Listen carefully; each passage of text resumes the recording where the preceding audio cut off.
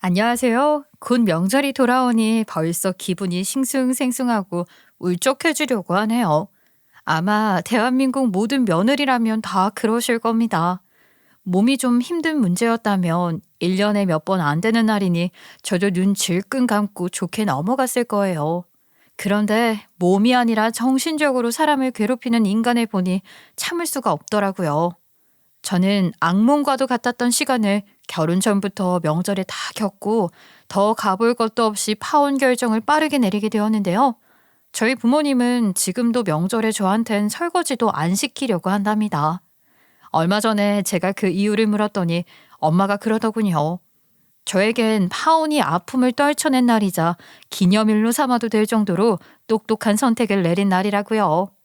그러니 이젠 힘들어하지도 말고 후회 같은 걸 할 필요가 전혀 없으니까 떳떳하게 파혼한 이유에 대해 말해도 되지 않겠냐고 조언해 주시더라고요. 저도 그 말에 용기가 나서 이렇게 사연도 쓸 수 있었답니다. 오죽했으면 아빠는 한술 더 떠서 파혼 기념일이라고 그날을 가족끼리 챙기자고 할 정도이니 궁금하시지 않나요? 제가 그 이야기를 들려드리려고 합니다. 부디 함께 공감하면서 들어주세요. 남친과의 인연은 해외여행에서 시작되었어요.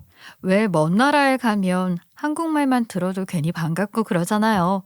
제가 혼자 간 식당에서 주문을 못해서 어버버 하고 있는데 뒤에서 유창한 영어로 절 도와주더라고요. 어찌나 처음 본 사람인데도 그렇게 반가울 수가 없던지 마음의 문이 확 열리는 기분이었죠. 그리고 그 인연은 거기서 그치지 않았고 서울까지 와서도 계속 이어졌어요. 알고 보니 제가 남친보다 3살이 많았는데 그런 나이는 중요하지 않더라고요. 특유의 자상한 성격 때문에 결혼하고 싶다는 마음이 더 커졌습니다. 내가 그때 당신 당황한 얼굴로 서 있는 거 보는데 마음에 걸려서 발이 안 떨어지는 거야. 그래서 좀 가다가 다시 돌아가서 도와준 거라니까. 그때 안 갔으면 우리 이렇게 만나지도 못했겠지? 그럼 만날 사람은 만나시나 봐. 근데 자기는 원래 사람 잘 도와줘? 어릴 때부터 그랬대. 이상하게 힘든 사람 보면 그냥 지나치기가 힘들더라고. 마음이 너무 무겁고 생각이 계속 나. 엄마가 그러는데 내가 집에 모르는 사람 데려와서 밥도 주고 겨울에는 옷도 벗어주고 그랬대. 너무 팔불출이지. 그게 무슨 팔불출이야. 마음이 따뜻하다고 하는 거지. 그런데 결혼할 남친에게도 끝까지 침묵하고 있던 일이 한 가지 있었어요. 바로 저희 아빠가 대표로 있는 회사에서 일한다는 것이었어요. 아빠는 입사 때부터 제가 일할 때 그 부분이 저도 직원들에게도 다 마이너스일 거라고 하더라고요. 분명 실력에 가려져 저도 힘들 거라면서 철저히 감추기를 원했고, 그래서 회사에서 임원 몇 분을 제외하고는 제가 딸인 걸 아는 사람이 아무도 없었습니다. 심지어 한 집에서 사는 것도 신경이 쓰여서 직장 생활을 시작하면서부터 독립을 했고 주말에 집에 가서 밥 먹는 것까지 손에 꼽을 정도로 인턴부터 시작해서 제 실력을 쌓았죠. 그래도 몇 년을 꿋꿋이 버티면서 했더니 언젠가부터 아빠 회사라는 생각보다 그냥 내 능력껏 일하는 곳이란 생각이 들더라고요.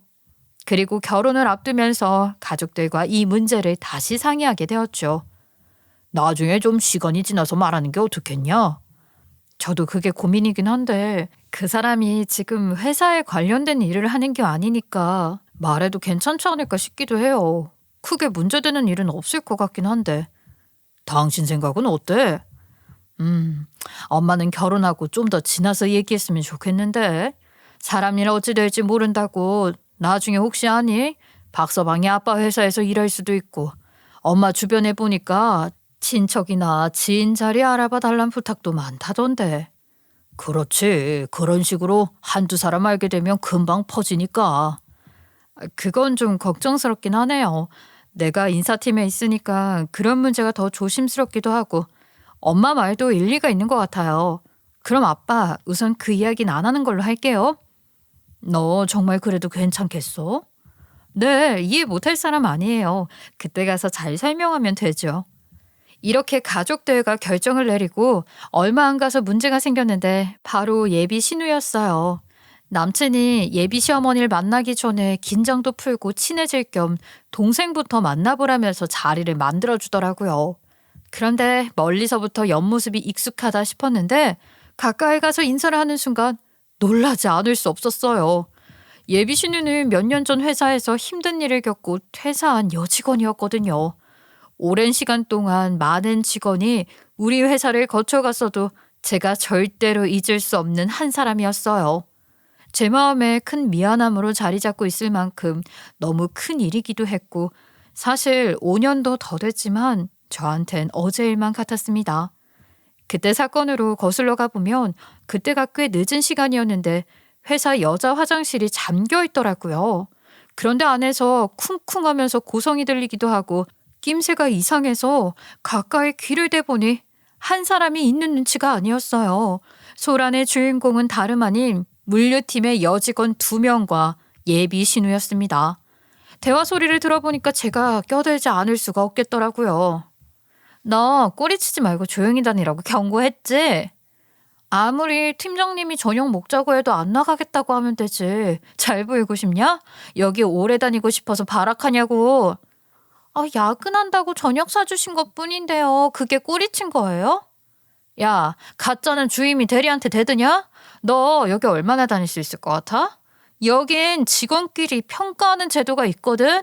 우리가 셋이 한 입 모아서 너 이상한 년이라고 말하면 어차피 오래 못 다닌다고.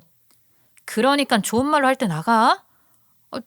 제가 왜요? 당신들이 무슨 권한으로요? 이게 말로 해서는 안 되겠네. 유부남한테 꼴이나 치고 다니는 애 만들어줘? 얼굴 못 들고 나가게 해줄까? 그리고 너 고등학교 때도 왕따였다면서 내 친구한테 물어보니까 너 존재도 모르던데? 어쩐지 괜히 왕따가 아니야. 지들은 모르는데 보면 다 이유가 있다니까? 대체 뭘 어쨌다고 이러는 건데요? 뭐 잘못한 게 있으면 대화로 풀자고요. 절대 못 풀지. 그냥 너 자체가 싫은데. 처음엔 혹시 예비 신우가 잘못한 게 있어서 불화가 생긴 건가 했는데 잠깐만 들어봐도 이유 없는 괴롭힘이라는 걸 알겠더라고요. 그러더니 화장실에 있는 휴지통을 발로 차서 예비 신우에게 쏟기까지 했어요. 한 사람으로서도 이 회사의 인사를 담당하는 제 일로 봐서도 더 이상은 가만히 있을 수가 없겠더군요. 그리고 조용히 열쇠를 찾아와서 화장실 문을 거세게 열었습니다. 이 시간에 화장실 문까지 잠그고 무슨 짓이에요? 오늘 저희끼리 저녁 먹으려고 했는데 실수로 문이 잠겼나 봐요. 과장님, 이 시간에 어쩐 일이세요? 쓰레기통이 넘쳐서요. 치우느라. 제가 갑자기 들어오니 친한 척까지 하며 태연하게 굴더군요. 가만히 계세요. 아무것도 건드리지 말고 있으라고요. 사진 찍어둘 겁니다. 중요한 증거가 될 수 있으니까요. 증거라뇨? 이게 무슨... 장난쳐요? 밖에서 다 들었어요. 녹음도 했고요. 어떻게 회사에서 만든 제도까지 악용해서 사람 내몰 생각을 해요? 그리고 누가 당신들 말만 믿고 사람을 내보내는 줄 알아요? 회사가 우스워요? 장난 같아? 아니, 절대 그런 거 아닙니다. 저희도 직원 관리 차원에서. 직원 관리요? 오늘 2사람이 한 짓 엄연한 회사 내 괴롭힘이에요. 알죠? 요즘 그게 얼마나 무서운지. 남 피해자 이야기부터 우선으로 들을 거니까 내가 부를 때까지 회사 나오지 마세요. 분명히 말했어요. 잠시만요, 과장님. 오해가 있으신 것 같은데 저희 입장도 들어주세요. 그 오해? 아무런 죄 없이 여기까지 불러와 당하고 있는 분하고 먼저 풀 거라고요. 이분 이야기 다 들은 뒤에 오해인지 직원 관리였는지 괴롭힘인지 결정할 거예요. 비키세요. 그리고 전 당시 주임으로 있던 예비 신우를 데리고 나와서 일단 저녁부터 먹였죠. 무슨 말을 어떻게 시작할지 모르겠더라고요. 하필 우리 회사에서 이런 안 좋은 일이 생겼다는 게 마음이 편치가 않더라고요. 꼭 그 일이 저로 인해 생긴 것만 같고 과거에도 아픈 상처를 안고 있는 사람이 또 상처를 얻었으니 어떻게 해결할 수 있을까 하는 생각뿐이었어요. 미안해요. 우리 회사에서 이런 일을 겪게 돼서 인사팀 과장으로서 미안합니다. 여태 모르고 있던 것도 내 부족이고요. 근데 요즘 이런 일 당하고 넘어가면 안 돼요. 꼬리는 무슨 묵묵하게 일만 잘하는 사람한테 사소한 것도 다 좋으니까 다 이야기해줘요. 그런 사람은 처벌해야죠. 여기 오기 전까진 저도 그 마음이었는데 이제 괜찮아졌어요. 네? 괜히 내 앞이라고 괜찮은 척 안 해도 돼요. 여기선 직급 없어요. 아무도 모르는 줄 알았거든요. 제가 묵묵히 일하고 있다는 거. 과장님은 아셨던 거잖아요. 그러니까 괜찮아요. 아는 사람 있으니까. 저는 그 사람들이 저한테 일 많이 줘도 다 했어요. 뭐 처음엔 억울했는데 나중엔 그런 생각이 들더라고요. 무슨 생각을 했는데요? 난 다음번엔 어딜 가든 너희보다 좋은 곳에 있을 거다. 이 일은 나한테 실력 늘려서 잘할 수 있는 기회를 주는 거라고요. 그렇게 생각하니까 하나도 억울하지 않던데요? 정말로 단단한 사람이네요. 내가 보니 그 사람들하고는 싸움도 안 되겠어요. 이렇게 얘기해보니 그 직원들 참 능력 없고 못나 보이네요. 우리 아빠가 진짜 한심한 사람 보면 하는 말이 있어요. 사투리로 참말로 못났다 못났어. 근데 그 소리가 절로 나오네요. 어머, 그렇게 말해주시니까 속이 다 시원하네요. 저도 속으로 못났다 해야겠어요. 그때 당찬 예비 신우의 말이 나이답지 않아서 놀랐지만 속이 꽉 차 있는 것 같아서 대단하다는 생각이 들더라고요. 어딜 가든 자기 몫은 하겠다 싶었죠. 그래서 전 예비 신우에게 마지막으로 결정할 시간을 며칠 더 줬고 그에 따라 처리하겠다고 했어요. 예비 신우는 싸움 대신 이직을 택하더군요. 훌훌 털어버리고 더 좋은 곳을 찾아가겠다는 뜻이더라고요. 정말 잘 생각해서 내린 결정이죠. 근데 이렇게 보내기엔 나도 너무 미안해서. 내가 도울 일이 있으면 좋겠는데 추천서나 필요한 게 있으면 뭐든 얘기해줘요. 그건 이 일 보상으로 해주는 것 아니에요. 정말 잘했으니까. 마음은 감사하지만 당장 다음 주가 지원 마감이라서 대표님까지 결제받을 시간이 없을 것 같아요. 그 문제라면 걱정할 거 없어요. 책임지고 해줄 수 있어요. 약속해요. 들었어요. 대표님 출장 가 계신다고. 그러니까 책임질 수 있단 말이 괜히 하는 말 아닌데. 실은 대표님이 우리 아버지예요. 그래서 어떻게든 해줄 수 있다는 거예요. 내가 내일 뵈러 가거든요. 그러니까 꼭 같이 내요. 메일로 보내주면 되죠. 잘 됐으면 좋겠어요. 진심으로. 그리고 마지막으로 예비 신우가 살던 집에 선물을 챙겨서 보냈습니다. 그리고 예비 신우에게도 도착한 감사 문자가 우리의 마지막이었죠. 그런데 그 여직원을 예비 신우로 다시 만나게 될 줄은 정말 꿈에도 몰랐습니다. 그리고 남친에게도 말하지 않았던 비밀을 알고 있던 사람이라서 더 당황스러웠죠. 당황해서 땀이 다 나네요. 닮은 사람인 줄 알았는데 몇 년 만이죠, 우리? 죄송해요. 전 사실 알고 있었거든요. 너무 놀라신 것 같은데. 안 그래도 회사 다니고 있다는 것까진 들었어요. 이렇게 만날 거라고는 생각도 못해서. 세상이 좁다는 말이 맞네요. 오빠랑 전에 찍은 사진 보니까 과장님 그대로더라고요. 좋은 분이라는 거 아니까 오빠가 좋은 사람 만났구나 했어요. 근데 솔직히 결혼까지 갈 줄은 몰랐어요. 우리 오빠 좀 철도 없고 그런데 진짜 아무 조건도 안 보고 만난 거예요? 저희 집도 내세울 건 없다 보니까 궁금했어요. 좋은 자리도 많았을 것 같은데. 다정하고 좋은 사람이잖아요. 다른 조건 안 보고 성격 하나만 봤어요. 아빠가 그러더라고요. 돈이야 벌면 되지만 인성은 갑자기 노력한다고 갖춰지는 게 아니더라고요. 역시 여전히 멋지시네요. 대표님도 잘 계시죠? 네, 잘 계세요. 그나저나 우리 인연도 보통은 아닌가 봐요. 그러게요. 그때 과장님이 신경 써주셔서 회사도 잘 들어가고 감사했어요.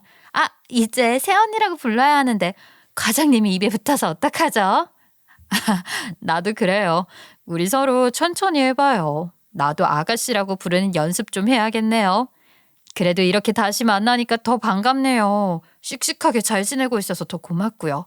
그 이후로 나도 더 신경 써서 직원들 보게 되더라고요. 덕분에 많이 배웠어요. 속 깊은 예비 신우는 제 마음을 꿰뚫어 보고 있었는지 제가 걱정하던 이야기를 본인이 먼저 꺼내더라고요.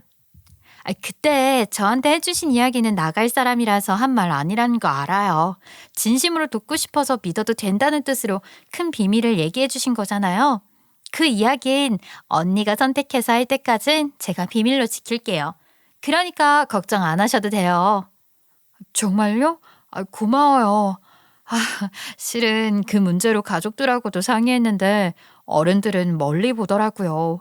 나중에 그 애가 섭섭해하진 않을까 걱정되긴 하는데 좀 더 시간을 두고 보려고요.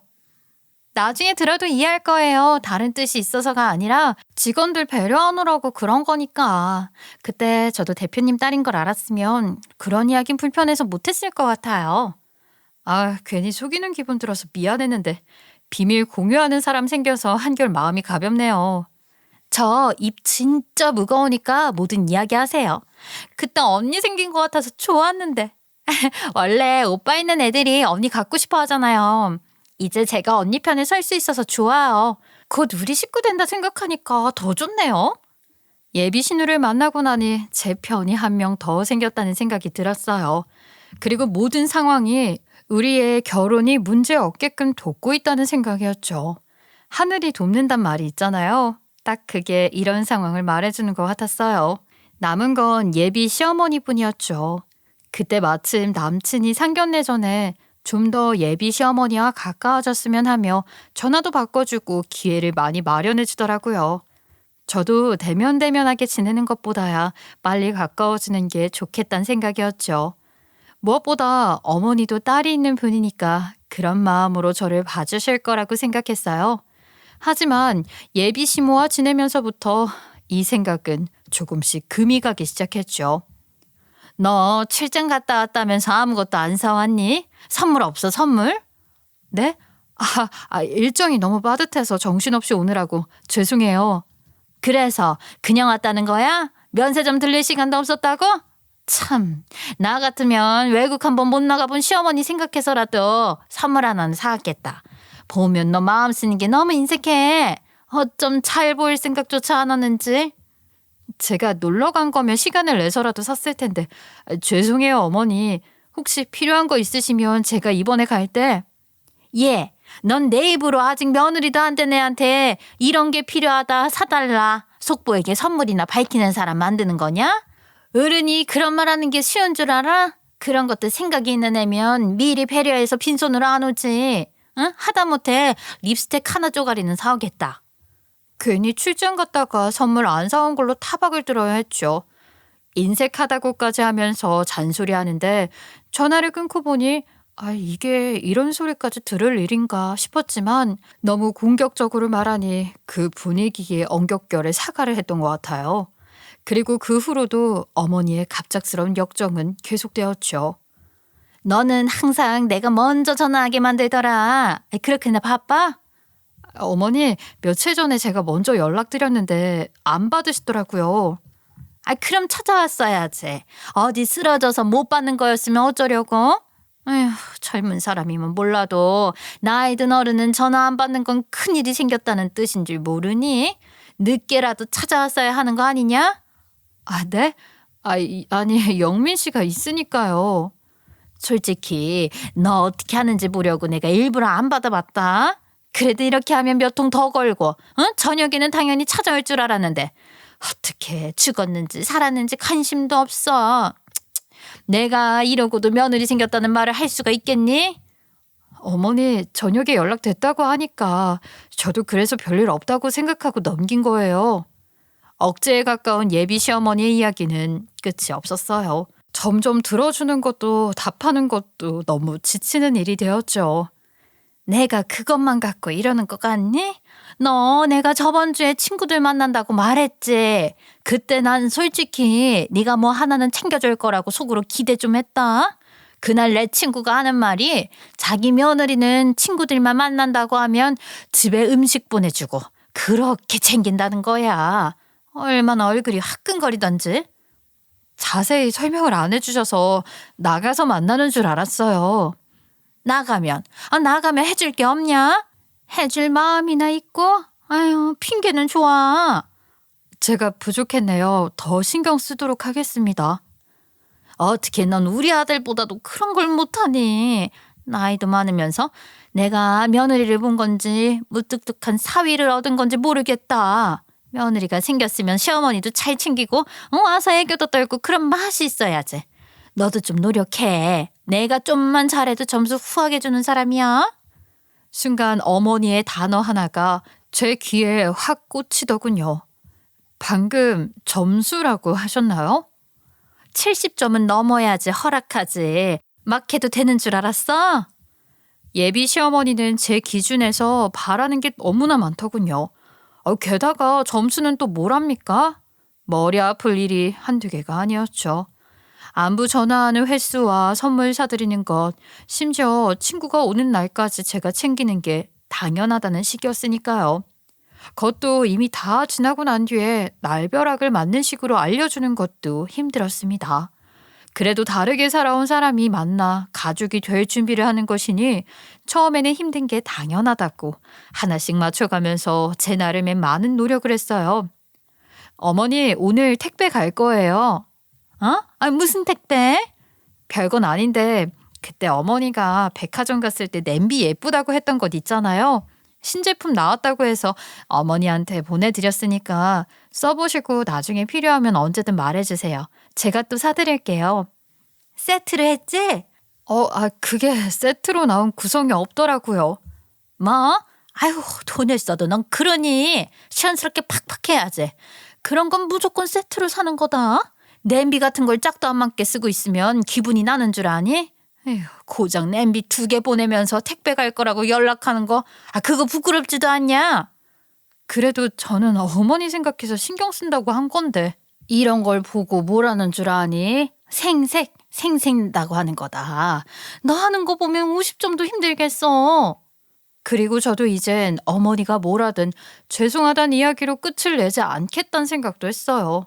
진짜 죄송할 일에만 죄송하다고 하자. 그래야 어머니도 막무가내로 버럭 화내는 일이 없겠더라고요. 솔직히 어머니 저도 좀 지쳐요. 어머니 말대로 매사에 잘 챙기고 그러는 게 부족할 수도 있는데요. 어머니나 저나 이제 안지 1년도 안 됐는데 서로 노력하고 맞춰나가면 좋잖아요. 부족하고 마음에 좀 안 드는 부분이 있더라도 알려주시고 부드럽게 대화로 풀면서 해결해 나가야죠. 점수 이야기만 하시고. 솔직히 오늘처럼 애써서 선물도 하고 생색낸단 말을 들으면 제 마음이 어떻겠어요. 어머, 마음 없이 억지로 하려니까 이러는 거다. 넌 내가 알아서 뭐 해주길 바란다고 생각하는데 내가 진짜 바라는 거 말해주랴? 네? 그게 무슨 진짜 바라는 게 뭔데 그러시는 거예요? 진심으로 정성 있게 날 대하라는 거야. 그리고 점수는 그냥 긴장하라고 하는 농담이지. 아직도 말뜻을 모르고 있네. 진심, 정성 좋아하는 분이 그렇게 물질적인 선물을 밝히나요? 결혼하기도 전에 이런 이야기를 들으니 앞으로 어머니와 함께 지내야 할 세월이 까마득해지더라고요. 사소한 선물 하나도 진심으로 받을 줄을 모르는 사람과 어떻게 맞춰갈 수 있을까 심히 걱정이 들었죠. 정말 별의별 직원들을 다 겪어보고 아빠뻘 되는 나이의 어른들까지 상대해가면서 직장에서 일했던 경험을 최대한 발휘했지만 예비 시어머니와의 관계에선 도무지 답이 안 보이더군요. 그리고 더 힘이 빠졌던 건 이런 일이 있을 때마다 예비 시어머니 편만 드는 남친이었어요. 우리 엄마가 손이 커서 그래. 기왕 하는 거 아낄 생각하지 말고 확실하게 팍팍 챙겨주면 되지. 그게 어렵나? 그리고 저번처럼 엄마가 그렇게 말하면 말대답하지 말고 알겠다고 하고 좋게 좀 마무리하고 엄마가 자꾸 당신 이야기만 한다고 그러더라. 뭐? 내가 언제 내 이야기만 해. 귀 따갑게 듣고만 있는데. 그리고 우리 부모님은 안 그러잖아. 당신이 사온 아빠 벨트 사이즈 맞지도 않는데 당신이 사줬으니까 살 빼서 하겠다고 그러잖아. 어머닌 세트 따지고 돈 따지고 그건 사람 문제야. 진짜 모르네. 엄마는 당신이 우리 식구 될 사람이니까 솔직히 말해주는 거야. 남 같으면 뒤에서 욕하지. 안 그래? 당신도 살갑게 굴고 노력을 좀 해봐. 내가 여태 한 건 뭐로 보이는데 노력 아니야? 아는데 엄마한테 좀 더 맞춰주면 좋겠단 거지. 나만? 그리고 가족 될 사람이면 그렇게 막 해도 돼? 점수나 매기면서? 나도 상처받아. 죽어도 욕먹는 기분 아니냐고. 그리고 이젠 나도 죄송하단 말 이유 없이 하기 싫어. 안 할 거야. 당신까지 왜 나만 잘하라고 해. 연애 때와는 딴판이 돼버린 남친의 모습에 더더욱 의지할 데가 없는 마음이었죠. 제 눈엔 예비 시어머니의 아들일 뿐이지 제 남친이라고는 볼 수도 없겠더라고요. 그러다 제가 폭발해버린 날이 있었어요. 파혼을 결정하게 된 날이기도 한데요. 예비 시어머니에게 정식으로 인사드리고 처음으로 맞는 명절이었는데 보아하니까 예비 시어머니가 칼을 갈고 있는 느낌이더라고요. 장 보는 것부터 같이 해야 할 것 같다면서 며칠 전부터 연락이 오는데 솔직히 식도 안 올린 마당에 며느리 노릇을 해야 하나 싶었는데 집안 분위기도 미리 살필 겸 좋게 가보기로 했죠. 그런데 옆에서 예비 시어머니를 돕는 수준으로 생각했더니 장 보는 것부터 굳이 절 데려가는 게 좀 의아했어요.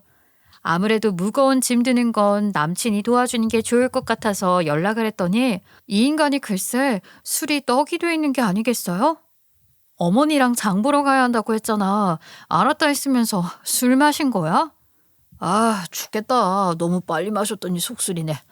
아니, 명절 전에 직원들끼리 한잔 하다 보니까 그렇게 됐어. 한숨 자고 일어나면 금방 깨. 취했다고 짐 못 들까 봐. 근데 그 장 보는데 나까지 가? 엄마랑 둘이 갔다 오지 그래. 솔직히 아직 결혼도 안 했는데 명절날 오라는 것도 아니고 장부터 같이 보자고 하니까 부담스러워서 그렇지. 또 괜히 부딪힐 것 같아서 걱정도 되고. 이럴 때 옆에 좀 있어주면 좋잖아.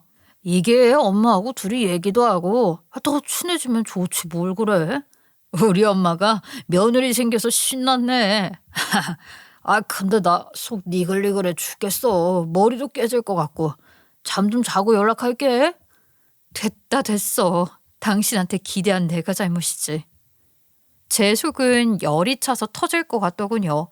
그리고 장 보러 가서도 예비 시어머니는 저를 감시하듯이 보면서 고르는 모습을 탐탁지 않다는 눈빛으로 살폈죠. 계란 하나 사는데도 눈을 달고 있으면서 이런 게 좋아 보이냐 비아냥대더군요. 게다가 무슨 음식을 그렇게 많이 할 생각인지 산더미처럼 살 게 많더라고요. 팔이 떨어질 것처럼 무거운 짐을 3번에 걸쳐서 옮겨놓고 내일 새벽에 오라는 말을 들으니 그나마 남아있던 힘도 쭉 빠지더라고요. 그때까지만 해도 예비 신우까지 같이 모여서 하게 될 걸로 알았어요. 그런데 마당에 들어서자마자 어머니가 재미있는 구경이라도 생겼다는 듯 들뜬 목소리로 친구분하고 통화를 하더라고요. 무조건 초장에 잡아야지. 결혼 다 하고 시간 지나면 못한다니까. 나이 어린 며느리면 쉬운데 내일 마흔이 내는 머리가 커서 이게 문제라니까. 내가 그래서 장도 직접 보라고 한 게 나중에 지가 산 게 아니라 모른다고 핑계 댈까 봐 빠져나갈 구멍까지 싹 막아버린 거야. 틈이 없지. 그래. 무조건 휘어잡아야 된다니까. 안 그래도 바라는 것도 많으면서 휘어잡기까지 하고 싶은지 진짜 그대로 몸을 돌려서 주랭랑 치고 싶은 심정이었습니다. 내키진 않았지만 오늘만 잘 넘겨보자는 생각으로 예비 시어머니께 인사를 드렸죠. 왔어? 서서 뭐해? 얼른 시작해야지. 만들 게 한두 개가 아닌데. 자자, 앞치마부터 입고 시작해라. 장 본 건 싹 꺼내놨어? 네? 뭘 아무것도 모르는 것처럼 놀래. 장 본 사람이 자기가 할 일도 몰라? 너 설마 오늘 나한테 대접받을 생각으로 편하게 놀러 온 건 아니지? 그건 아닌데 어머니 도와서 같이 하는 건 줄 알았는데요. 음식을 저더러 혼자 하라는 건가요? 순간 저는 멀뚱히 서 있었습니다. 몸도 발도 당황한 탓에 고장난 사람처럼 움직이질 않더라고요. 설마 너 명절날 차례상도 안 차려본 거야? 아이고, 그 나이에 시집 오려면 당연히 그 정도는 배워서 왔겠지. 난 그래서 장 볼 때도 너 따라다니기만 했잖아.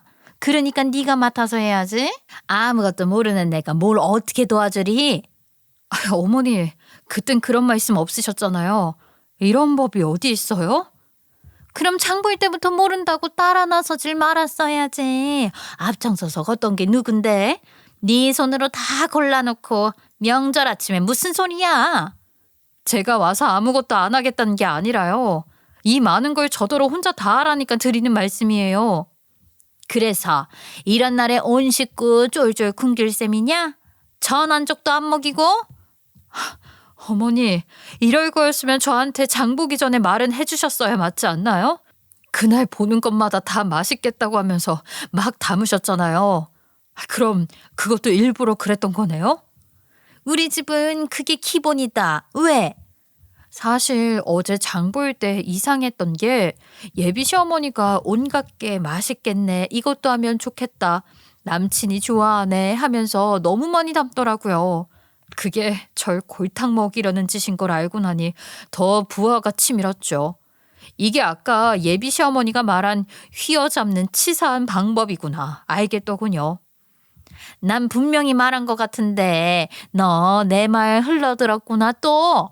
그래, 언제 네가 한 번이라도 내 말을 챙겨 들었어야 말이지. 벌써 그냥 나쁜 습관이 들었네. 나 같으면 그런 거 따지고 있을 시간에 뭐 하나라도 하겠다.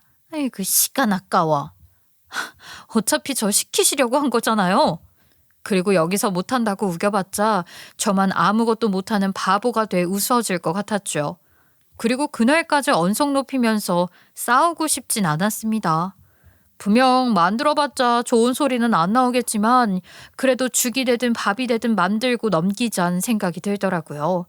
그래서 나물도 무치고 전까지 할 준비를 하고 있었죠. 그런데 갑자기 시어머니가 뒷짐을 지고 와서 주방을 쓱 둘러보더니 제 앞에서 하품까지 입이 찢어지라 하더라고요.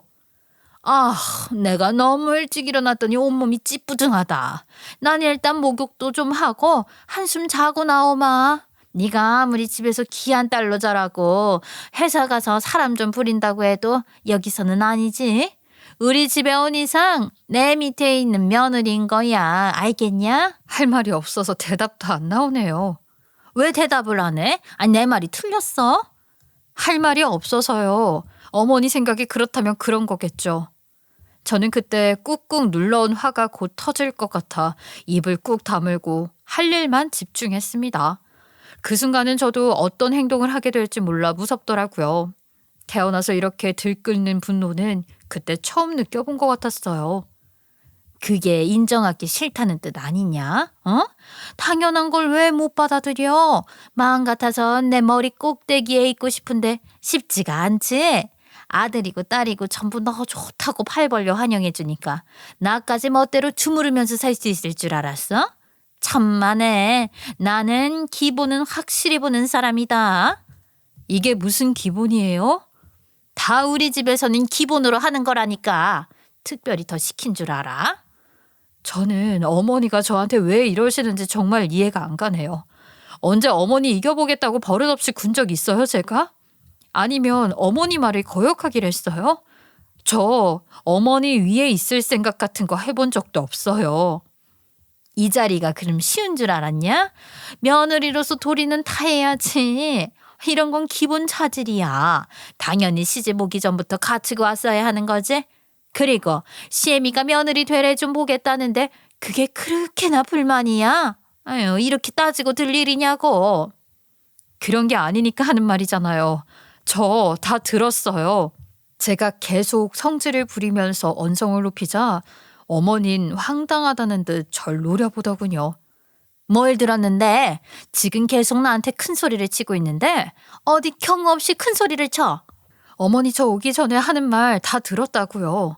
이것도 기본 보는 게 아니고 저 잡고 싶어서 이러시는 거잖아요. 제가 모를 줄 아세요? 정말 왜 이런 쓸데없는 싸움을 하려 그러세요? 너무 소모적이란 생각밖에 안 듭니다, 저는. 쓸데없어? 소모적이야? 너 지금 하기 싫어서 그러는 거지. 그래, 하기 싫으면 우리 아들하고 결혼도 없다. 뭐하러 여기 앉아있어? 가 놓고 가. 안 그래도 그럴 생각입니다. 이게? 야, 어딜이라서? 젊고 탱탱한 나이에 시집와서 아무것도 못한다고 하면 귀엽기나 하지. 곧 마음 바라보는 다 늙어 빠진 애가. 네 나이에 이 정도도 못하면 소박 맞는 거야 너? 노처녀 받아준 걸 고맙게 생각해야지. 잔말 말고 빨리 식혜부터 담가. 뭐부터 해야 할지 일 순서도 모르냐? 저는 침착하게 앞치마 매듭을 풀며 말했습니다.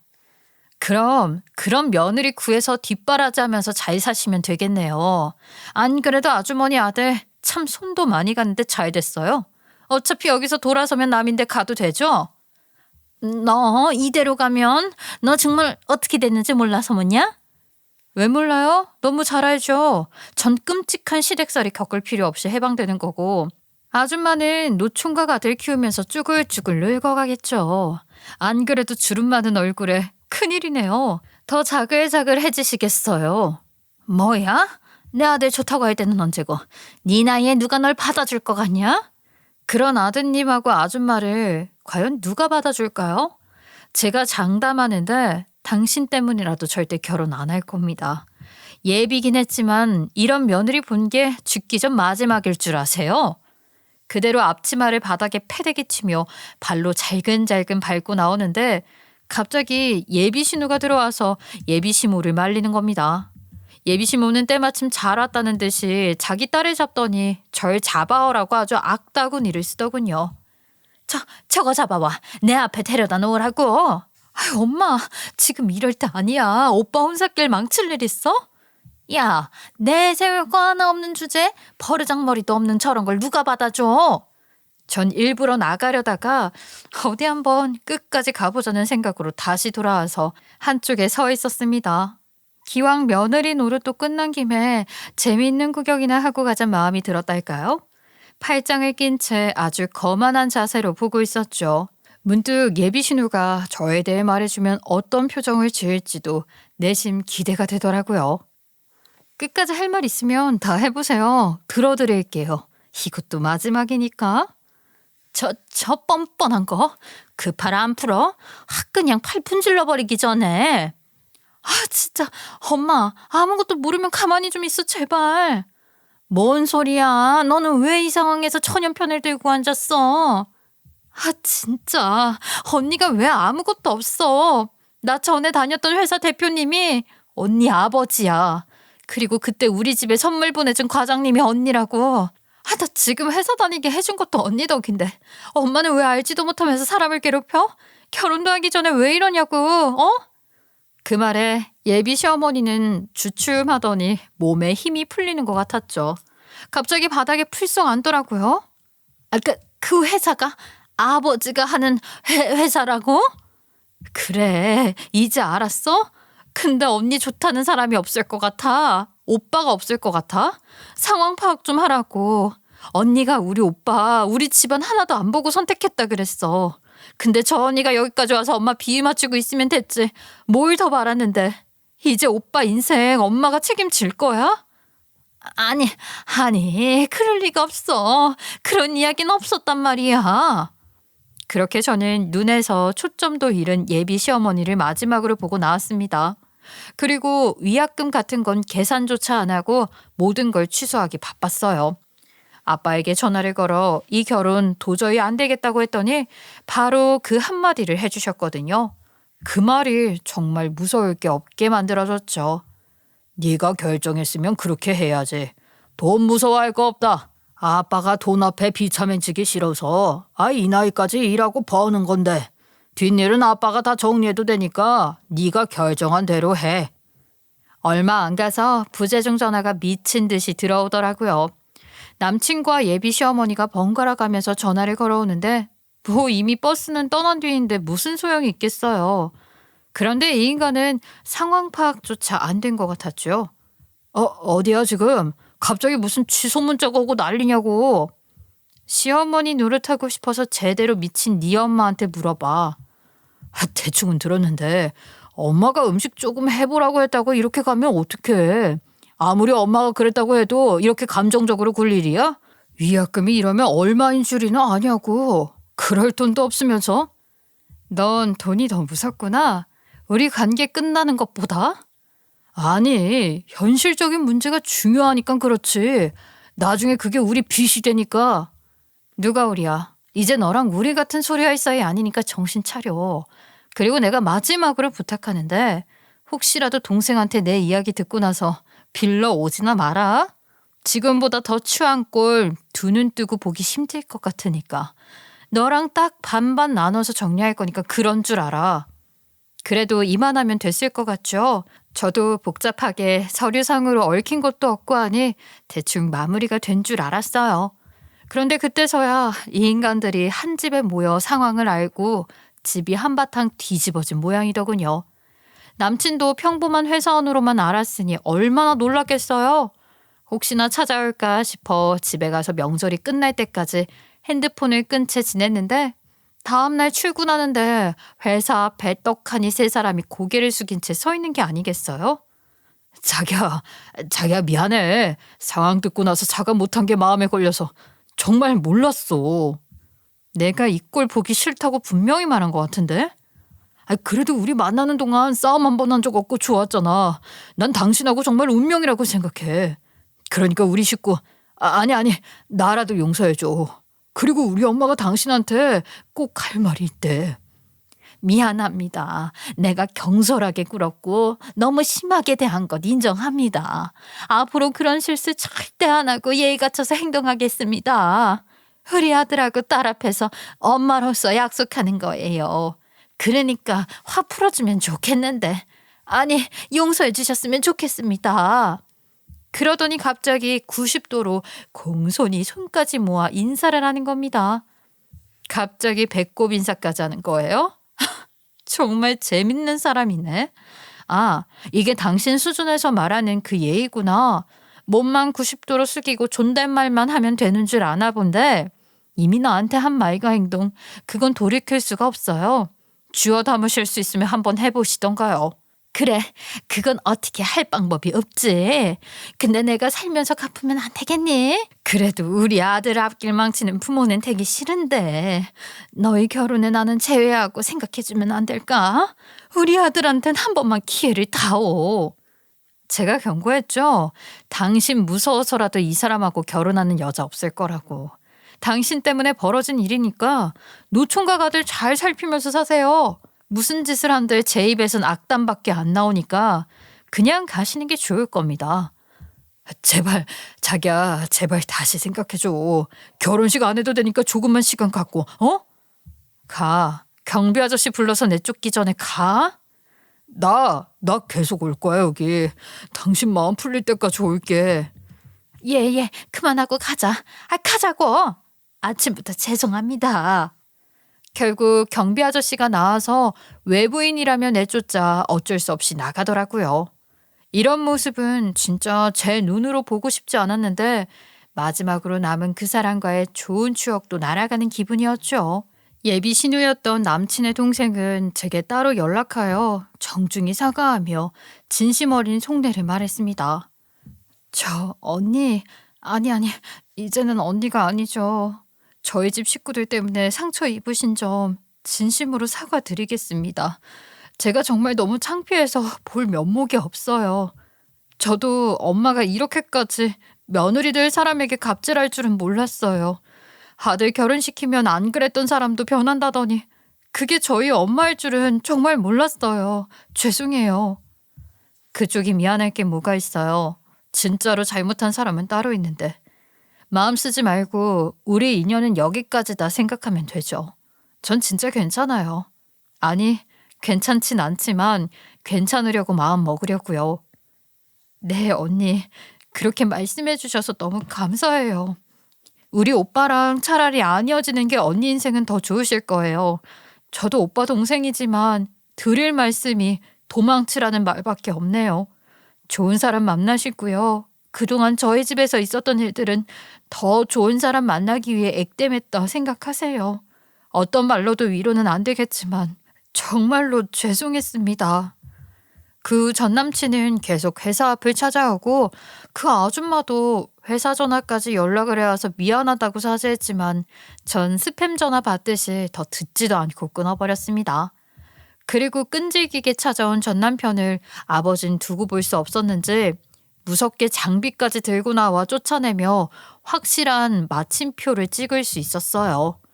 결혼을 앞두고 계신 분이 있거든 꼭 저처럼 미리 돌다리를 두드려보는 시간을 갖고 어떤 사람인지 볼 수 있는 시간을 가져보시길 바랍니다. 아주 길고 긴 미래를 결정지을 수도 있고 또 왔던 길로 다시 돌아갈 수 있는 절호의 기회니까요. 저의 긴 사연 들어주셔서 감사합니다. 모두 행복하세요.